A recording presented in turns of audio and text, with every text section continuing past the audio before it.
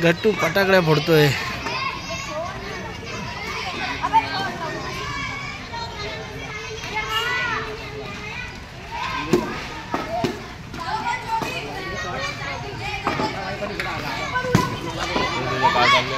हा तेच बघतोय मी, त्याला घरी गेल्यावर दाखवतो.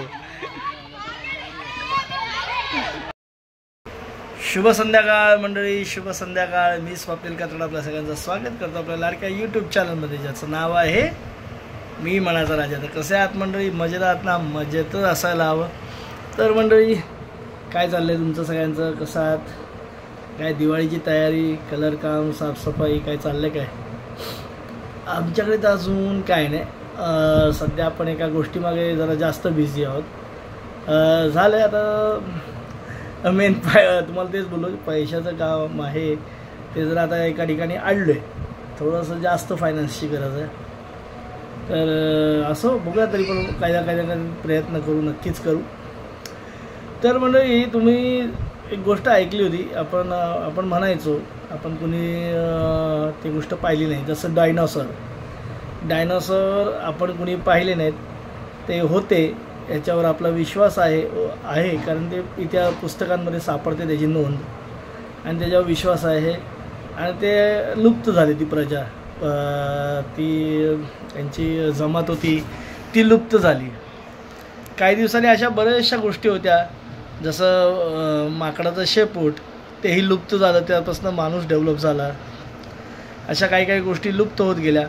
आपण डायनॉसॉर होते असं म्हणतो आता. त्याच्यानंतर अश्मयुग, ताम्रयुग, कॉपर युग, आयर्न युग, सगळे असे युग आले. त्यानंतर माणसाची डेव्हलपमेंट झाली, सगळं हळूहळू पुढे जाऊ लागला. त्याच्यानंतर काही दिवसांनी मग मानवी विकास झाल्यानंतर उद्योगधंदे आले, सगळं आलं. त्याच्यानंतर गिरणी कामगार होते त्यावेळेला मुंबईत, असं आता म्हणावं लागतं आहे. कारण आम्ही असेपर्यंत असेल कदाचित लहानपणी, पण आम्ही आता बघतो आहे तर काय गिरणी कामगार आपल्या मुंबईमध्ये गिरण्या पण राहिल्या नाहीत.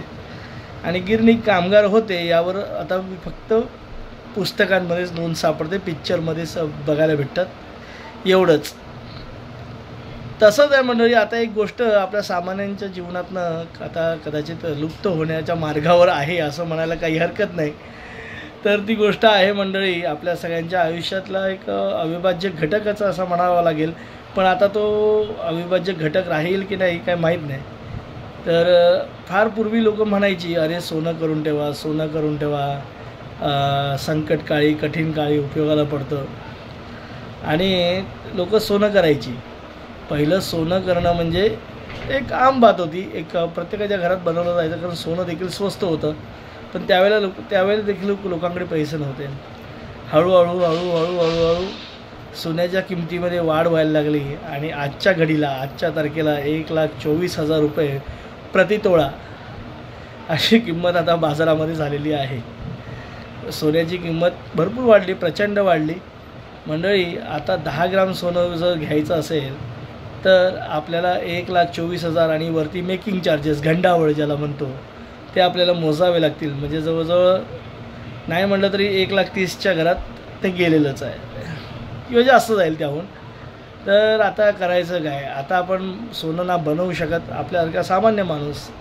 तर आता फक्त जुनं जर काय असेल आपल्याकडे तर तेच घेऊन मिरवायचं.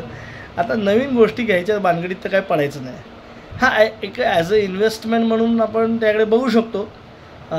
जसं गोल्ड, म्युच्युअल फंड्स वगैरे, त्याच्यामध्ये आपण इन्व्हेस्टमेंट करू शकतो. पण अंगावर घालायची आता गोष्ट राहिलेली नाही आपल्या सामान्य जनतेसाठी तरी. अहो, चांदी देखील खूप महाग झाली. चांदी देखील खूप किलोचा भाव त्याचा खूप वाढला. आणि बाकीचे धातू तर आता वेगळे दूरच राहिले, जसं diamond, white silver, white gold वगैरे, ह्याच्या किमती देखील प्रचंड वाढल्यात मंडळी.